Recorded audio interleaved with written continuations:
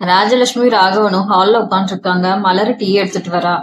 கோமதியோட குடும்பம் கிளம்பிட்டதால வீடே வெறிச்சோடின்னு இருக்கு. ராஜலட்சுமி ஒரு வழியா அந்த கோமதி குடும்பம் கிளம்பியாச்சு. அவங்க தங்கியிருந்த 4 நாள் இந்த வீடே சந்தக்கடை மாதிரி இருந்துச்சு. இப்பதான் வீடாட்டம் இருக்குன்னு சொல்றான். ராகவனதுக்கு என்னவோ போ ராஜலட்சுமி, அவங்க இருந்தது வரைக்கும் வீடு கலகலப்பா ஒரு திருவிழா மாதிரி இருந்துச்சு. அவங்க போனதுல இருந்து வீடு அப்படியே இருண்டு போன மாதிரி எனக்கு தோணுது. நமக்காக பேச நம்ம சாய்வுக்கு 4 சொந்தம் இருக்குங்கிற தைரியமே தனிதான் அப்படிங்கிறாரு. ராஜலட்சுமி கோபமா, உங்களுக்கு எப்பவும் இப்படித்தான். அவங்க இங்க வந்து நம்ம குடும்பத்துல ஏகப்பட்ட குழப்பத்தை உண்டாக்கிட்டு போயிட்டாங்க. அது உங்க கண்ணுக்கு தெரியலையா? மீனா பொண்ணு என்னென்ன பேச்சு பேசுச்சு. இப்ப பாருங்க, மாப்பிள்ள தங்கராஜ் கோச்சுக்கிட்டு நம்ம வீட்டு பக்கமே வர்றதில்ல. என் மக ரேவதி அங்க என்ன கஷ்டப்படுறாளோன்னு சொல்றாங்க. பாக்யராஜ் அப்ப பார்த்து வர்றான். அம்மா, மாப்பிள்ள கோச்சுக்கிட்டு வரலங்கிற கவலை மட்டும் உனக்கு இருக்கு தவிர உன் சொந்த மக ரேவதி அங்க கௌரவம் இல்லாம அடிமையா வாழ்றாளே, கவலை உனக்கு கொஞ்சம் கூட இல்லையா கேக்குறான். கோமதி அத்தை குடும்பம் நமக்கு கண்ணை திறந்துட்டு போயிருக்காங்கம்மா அப்படின்னு சொல்றான். ராஜலட்சுமி அதுக்கு, நீ வேற ஏண்டா ஆபீஸ்ல இருந்து வந்ததும் வராததுமா ஆரம்பிக்கிற. நீ ஏதோ வேலை பார்த்து மாசம் சம்பளம் வாங்குற. ஆனா மாப்பிள்ள கோடி கோடியா பிசினஸ் பண்றவர். அவரை பகிச்சுக்கிட்டா ரேவதியோட வாழ்க்கை என்ன ஆகுறதுங்கிறாங்க.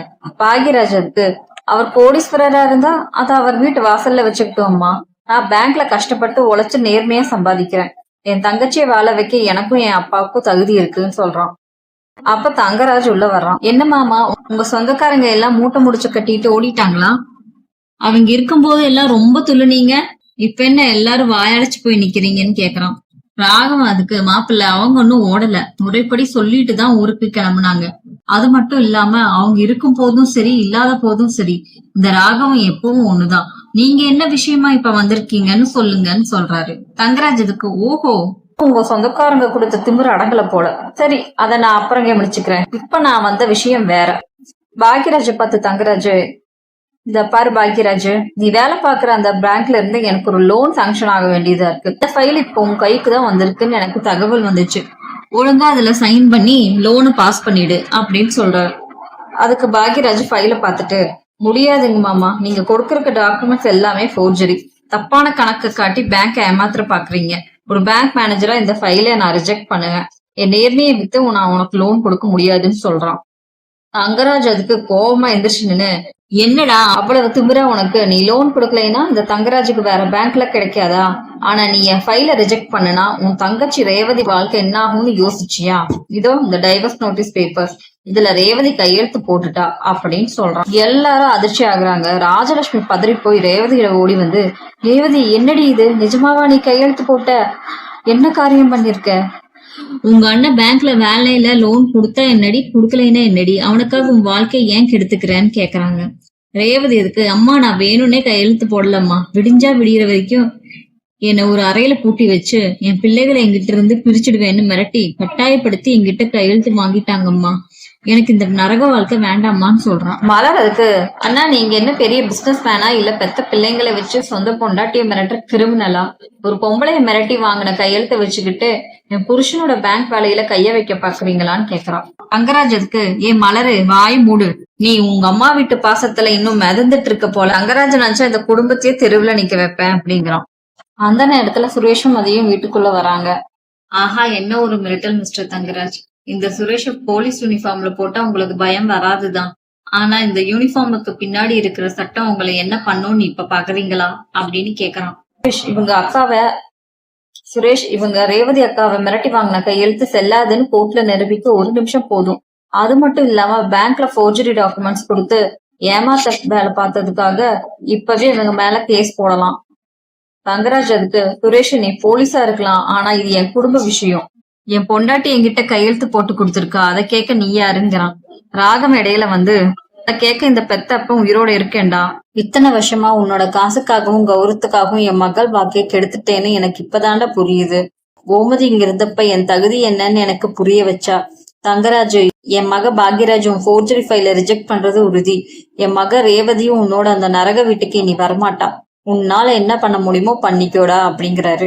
பாக்யராஜ் உடனே தங்கராஜ பார்த்து, கேட்டையா தங்கராஜ், இனிமே உன்னோட மிரட்டலுக்கு இந்த குடும்பத்துல யாரும் பயப்பட மாட்டாங்க. உன் தப்பான பிசினஸ் கணக்க வச்சு என் பேங்க் வேலையை நீ ஒன்னும் பண்ண முடியாது. என் தங்க ரேவதி இனி இந்த வீட்டுல கௌரவமா இருப்பான்னு சுரேஷும் இப்பவே கிளம்புங்க தங்கராஜ், இல்லைன்னா ரேவதி அக்கா கொடுக்க போற டொமஸ்டிக் வயலன்ஸ் கம்ப்ளைண்ட் படியும் பாகியராஜனை கொடுக்க போற பேங்க் ஃப்ராட் கம்ப்ளைண்ட் படியும் உங்களை இங்கேயே வச்சு அரெஸ்ட் பண்ண வேண்டி வரும், வெளியே போயிடுங்கன்னு சொல்றான். தங்கராஜ் அதுக்கு, ராகவ மாமா பாகியராஜ் இன்னைக்கு எல்லாரும் சேர்ந்து எனக்கு ஆப்பு வச்சுட்டீங்க, ரேவதி நீங்க எவ்வளவு நாளும் உங்க வீட்டுல வச்சு காப்பாத்துறீங்கன்னு நானும் பாக்குறேன், வரும்போது பாத்துக்கிறேன்டா அப்படிங்கிறான். ராஜலட்சுமி உடனே, மாப்பிள்ள கொஞ்சம் நில்லுங்க, தெரியாம ஏதோ பேசிட்டாங்க, என் மக வாழ்க்கையை இப்படி நடுரோட்ல விட்டுதாதீங்க மாப்பிள்ள, அவசரப்பட்டு எந்த முடிவும் எடுக்காதீங்க, ரேவதியை உங்க கூடவே கூட்டிட்டு போங்க மாப்பிள்ளன்னு சொல்றாங்க. தங்கராஜ் அதுக்கு, எப்படியத்த கூட்டிட்டு போறது, உங்க மூத்த மகன் பிசினஸுக்கு எடுக்கிறான், உங்க சின்ன மருமகளும் அந்த போலீஸும் சேர்ந்து என்ன ஜெயிலுக்கு அனுப்புவேன்னு மிரட்டுறாங்க, இதுக்கு நடுவுல நான் எப்படி உங்க மகளோட குடும்பம் நடத்துறது. ராஜலட்சுமி கோவமா, டே பாகியராஜ், மலரு மதி, உங்களுக்கு எல்லாம் அறிவு இருக்கா, ஒரு பொண்ணு புருஷனோட சண்டை போட்டுட்டு வந்தா அவளை சமாதானப்படுத்தி புருஷன் வீட்டுக்கு அனுப்பி வைக்கணும், அதை விட்டுட்டு அவளை புருஷன் கிட்ட இருந்து பிரிக்க பாக்குறீங்களா, அவ வாழ்க்கைய தனிமரமாக்க பாக்குறீங்களாங்கிறா. பாகியராஜ் அதுக்கு, அம்மா என்ன பேசுற நீ, அந்த மனுஷன் என் தங்கச்சி எப்படி கொடுமைப்படுத்தி இருக்கான்னு அவளே அழுது நிக்கிறா, கண்ணு முன்னாடி அநீதி நடக்கும் போது எப்படி சும்மா இருக்கிறதுங்கிறான். ராஜலட்சுமி அதுக்கு, டே வாய மூடுடா, நீ ஏதோ பிரைவேட் பேங்க்ல வேலை பார்த்து மாசமானா சம்பளம் வாங்குற, உனக்கு உன் நேர்மை பெருசு, ஆனா இங்க ஒரு பொண்ணோட தாலி பாக்கியம் அழிய போகுதுடா, புருஷன் வீட்டுல 4 பேசத்தான் செய்வாங்க, அதுக்காக விவாகரத்து வரைக்கும் போறதா, நீ வேலையை பார்த்துட்டு சும்மா இருக்காம மாப்பிள்ளையோட லோன் ஃபைல ரிஜெக்ட் பண்ணி இந்த வீட்டுல பெரிய கலவரத்தை மூட்டி விட்டடா.